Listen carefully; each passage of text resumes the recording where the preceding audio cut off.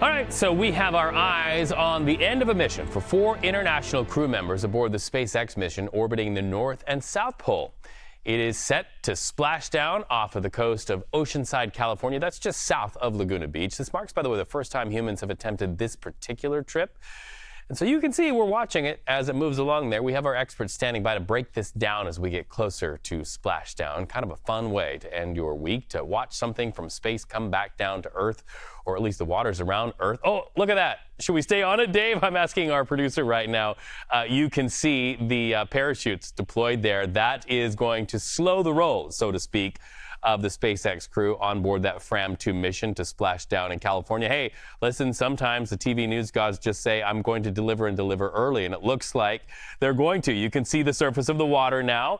This is a different vantage point from the SpaceX crew. This is looking up to what they are tethered to, and that is those really cool parachutes that are slowing the roll there. Pretty exciting to see. This is another vantage point as this crew comes a little closer to Earth. Once again, what looks like a couple of lights is really just those parachutes deployed to really make it so that they're going slow. Let's bring in Bill Harwood right now as we watch this, and let's be space geeks together once again. Bill, this is something you and I love to see. As you're seeing that, what are we seeing play out there?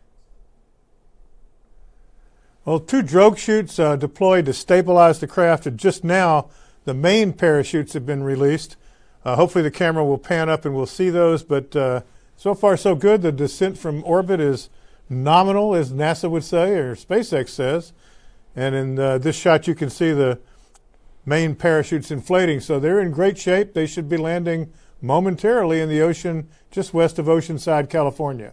I love this. It's the new dawn of the space age here in these United States. Tell us what is likely going on the inside of that capsule carrying the people who went up and who are now coming down tethered to those parachutes. What do you know about what's going on inside? Well, it's interesting. You know, this is the very first crew ever launched to orbit in which there are no pilots, no astronauts. These are all, accomplished individuals, but they're not aviators, if you will. They're trying to show that the Crew Dragon is fully automated. It's able to carry non-professional flyers to Earth orbit, and that's a first. And of course, another first was launching them into polar orbit so they could go around the poles 55 times during this flight.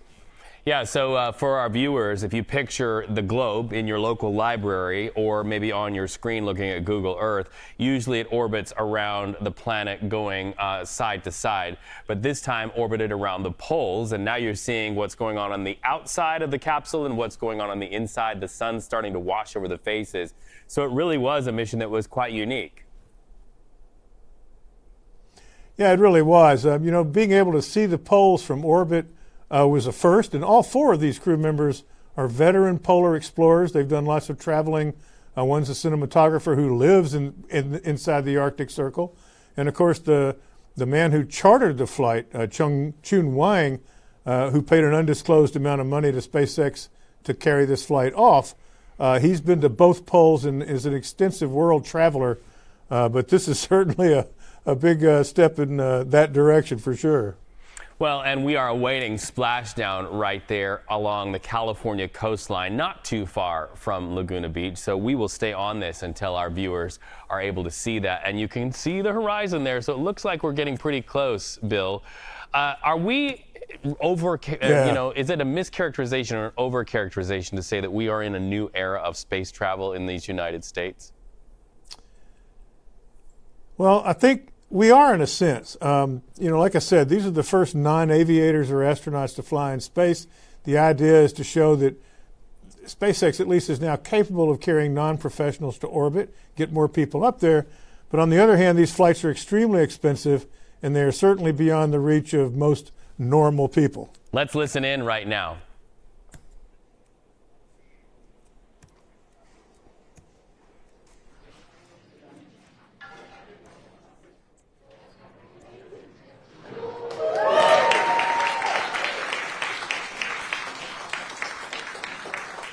Welcome home, Fram2. We have confirmation of splashdown of the Dragon spacecraft. Dragon has returned home with the Fram2 crew. The SpaceX recovery ship and team have been waiting for Dragon splashdown, and they will now start making their way to the splashdown location. Our teams have been ready and waiting for this return about 3 nautical miles away. So it's going to take them about 30 minutes to make their way to Dragon. So, Bill, you heard it was quiet when I first threw to that moment. And that's probably because they're all holding their breath to see if this works. And then, of course, that jubilant moment of applause. On behalf of SpaceX, welcome home. Yeah, absolutely. You know, this is it's quite a moment for the crew and for SpaceX as well. This is not a NASA mission. You know, this is a private company launching private citizens to space. And as we just saw, getting them back to Earth successfully. So that's a bit of a coup for SpaceX, although I don't know that anybody was nervous. These things have worked pretty well over the last few years, and but I guess it's never routine. What can you say? They're enduring extreme temperatures during reentry, up to 3,500 degrees, and they're slowing down from 17,000 miles an hour to 16 miles an hour when they actually hit the water. And I should say the recovery ships are very close by. They're obviously within sight. The recovery crews will be on scene at the capsule in just a few minutes, and they'll haul it aboard the recovery ship Shannon when the crew will finally be able to get out. All right. Well, as my grandma would say, pretty damn cool. Bill Harwood, thank you so much for talking to us there. A great moment in U.S. space history there, landing there off the coast of California. It's our joy. Hey, listen, we say on this broadcast, when we see it, you just saw it. That's pretty cool.